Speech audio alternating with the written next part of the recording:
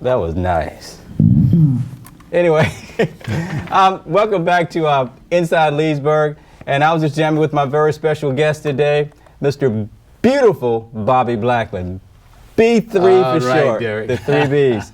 Now, Beautiful Bobby will be he'll be the headliner for the Juneteenth celebration. But before we get into Juneteenth, let's just talk about you. You're the headliner. Yes. Talk about your background, how you came to Leesburg, and how you play such a really cool sound on the guitar. Well, thank you very much. Yeah, I've been in Leesburg now since 1999. I came in 1999, and I thought it was a great place to live in Florida.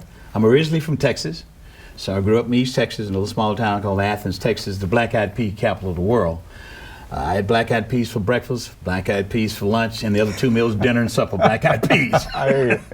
So I took an early retirement. I worked for Pfizer, so I was in sales and marketing for a medical device company for many years.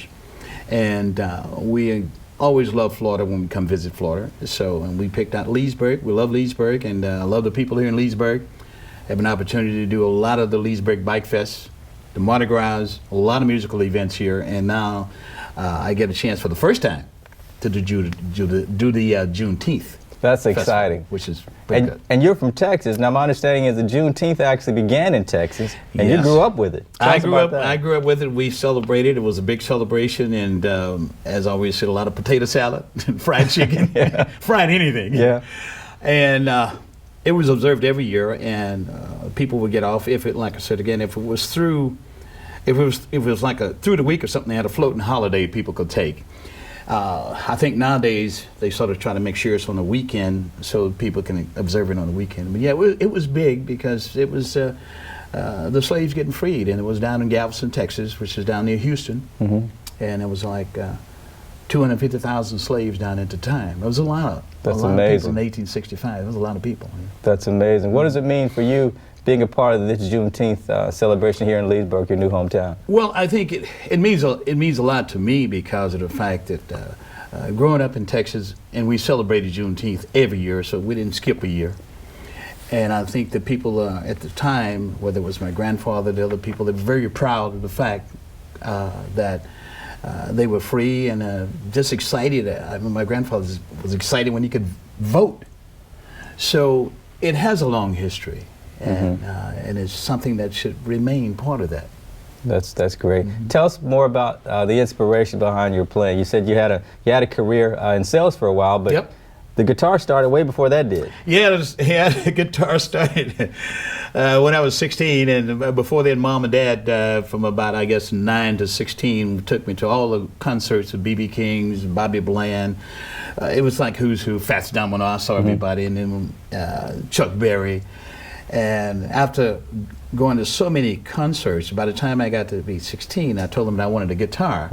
And so my mother, she always loved Bobby Bland and B.B. King. She said, well, you're going to learn how to play like B.B. King. So I got the guitar and started playing like Chuck Berry. Oh, no, that was a contingency, Yeah, right? You have to play like these guys. So I started playing like Chuck Berry, and we sort of laughed about it. And later on, of course, I went back and started playing some blues and had an opportunity to be on the show with B.B. King in 2010, which was a big thrill to me because I saw him when I was a kid and opened a show for him. And I've also done a show with Buddy Guy. I'm waiting for Eric Clapton to give me a call. We need to give Eric a call right after this. Now, there's a good chance that Eric might see a story that's in a national magazine, Onyx magazine. Did I say it correctly? Onyx, yes. Yeah. They're doing a sort of a bio of me, which is pretty cool. And it's really telling the history of how I got started, and so many musicians came out of Texas, especially blues guitarists, Stevie Ray Vaughan, Albert Collins, and I never did get to meet Stevie, but I did meet Albert Collins because they all hung around the Houston area. So anybody that was in like B.B. King's band or Bobby Bland's band, all those players came out of there, and also Ray Charles. He picked all his players out of Texas, and so we had a lot of music going on. That's exciting. I think probably a lot of guests don't know or we're not aware that there's that kind of richest of blues coming out of Texas, and you had the opportunity to see it from early on. Now, you had a band in your teens. It was called the Blue Orbits. Yeah. That sounds like the orbits that we go to get plane tickets, right? Well, I had a little group called the Blue Orbits because at that time the space exploration was going on. Okay. And so I was in Houston, and I thought that would be a cool name because, you know, at that time it was Sputnik. We had the beep, beep, beep with Sputnik. Yeah. And we were trying to go into outer space. And so that was a group I put together when I was at college at Texas Southern University in Houston. So it's cool. Now, saxophonist Kurt Whalen went there. He went to Texas Southern University. We got a lot of players that came out of there and came out of the whole Houston area. The Crusaders, Jazz Crusaders, Joe later on Sample, Joe Sample and Lindenfelder, who later on called themselves the Crusaders. But we all, I think, blues-wise and jazz-wise, there was a lot of musicians there, and I had an opportunity to learn from them. Early on, I had learned from the people around the Austin, Texas area because I spent my summer months in the Austin area as a teenager. And so after I left at 18, then I moved to Houston and ran into all the heavyweights. You know, a lot of fun. That's some cool stuff. Now, tell us about the name Beautiful Bobby Blackburn. Now, you haven't been in any beauty pageants I'm aware of. Oh, no, I don't think so. No, wait a minute. Hold on. Okay. Now, actually, when I got here, I got to Leesburg in 1999. I had went to a music store and bought some strings here, and the guy says, there's a jam session over in my door.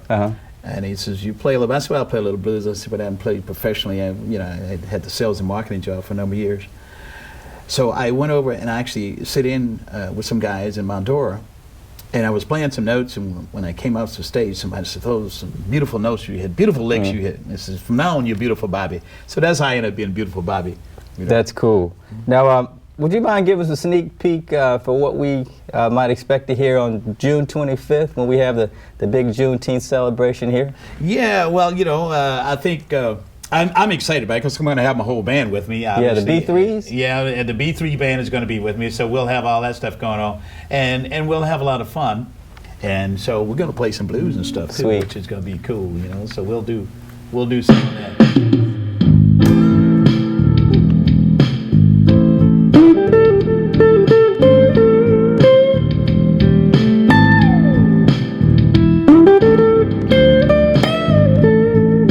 Is gonna live on because the music is gonna live on. Come on. So is Juneteenth.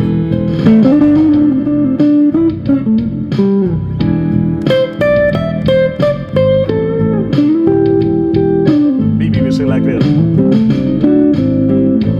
The thrill is gone. The thrill is gone away.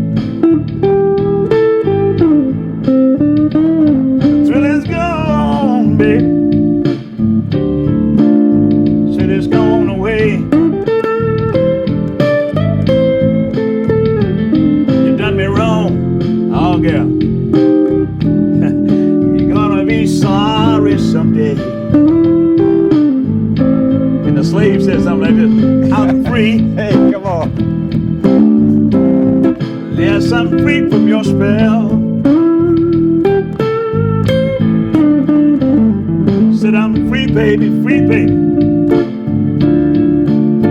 Free from your spell.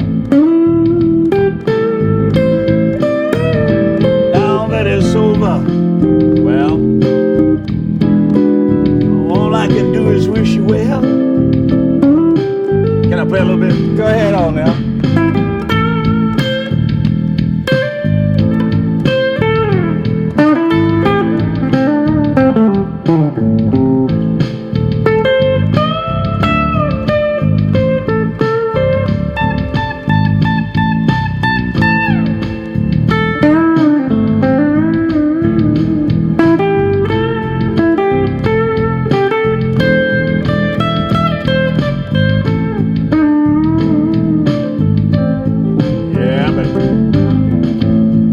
I better leave that alone. That was nice. That was nice. Yeah, there's a real expression there. But what I noticed about your blues, and I've heard blues, quite a bit of blues. There's a real brightness to what you play. How is that? Well, I think a lot of people think that blues is sad, but to me, it's an exciting thing. You bring a little joy to it. You know, it's not like B.B. King saying "free at last, free at last." I think if you really think I'm free now, baby. If you think of the slaves, 250,000 of them saying Juneteenth, I'm free, and that memory sort of lingers there. And I think I, as an entertainer, want to make people feel like they've been entertained. I don't want to put them to sleep. I don't want them crying. I want them happy, and that's what I plan on doing here for the Juneteenth. Is we have a high energy type of concert. So if I play blues, it's a little on the funky side. I hear you. So if you expect him to come and me putting you to sleep and everybody's doing, not gonna happen. Is he going to help me in that song? No, that's not going to happen. I want people up dancing, clapping their hands, and having a good time, and most of all, smiling. I want a smile on the face, because music is something no one can take away from you once you got it. Yes. Even if you don't play an instrument, music is a universal language. You don't have to speak the language. That's right. And you were telling me earlier you get emails from Japan, from Europe. So and I have 3 CDs out, so people can download my music off of Apple iTunes, and they do around the world. And even though I don't do a lot of traveling, I like to sort of stay close to home. But at the same time, there's a lot of people who know who I am, and I appreciate that I can spread my music down and around and make people happy. That's really cool. And I can say really cool because it's a cool thing to say. Anyway, I want to thank you for being here. We look forward to hear you on the June the 25th. That's correct. Which is the second day of Juneteenth. Yes, 5 o'clock we take the stage at 5, and it's 2 hours of some funky blues, and also may I add soul music, because I mixed the two together. That's why I say funky. You got a fusion thing happening. See, so I move it over into the soul music, because soul music came along in the late 60s and stuff, and we had blues a little bit before then, but blues is the roots of jazz, as you well know. You can hear it in the chords. And I think that's the major part of it, but it should be a lot of fun, and we certainly want all the people to come out and enjoy it. It should be a great day, especially for Leesburg. And there'll be I live in Leesburg, too. so I love it. And a lot of people know me in Leesburg. You folks come out, you Leesburg folks, come on out and hear me now. This will be exciting. Thank you for being here. My pleasure. Thanks for jamming with me. So that's a wrap up for this edition of Inside Leesburg. Thank you so much for joining us. Thank our guests for joining us. And don't forget, June 24th, and special music guest, beautiful Bobby Blackman and the B3 Band on June 25th. In the meantime, make sure you get out and explore your lakefront city. So, hey, let's close this out with a jam. Can we do that? Oh, we can do that, man. We can do that. B flat? Mm-hmm.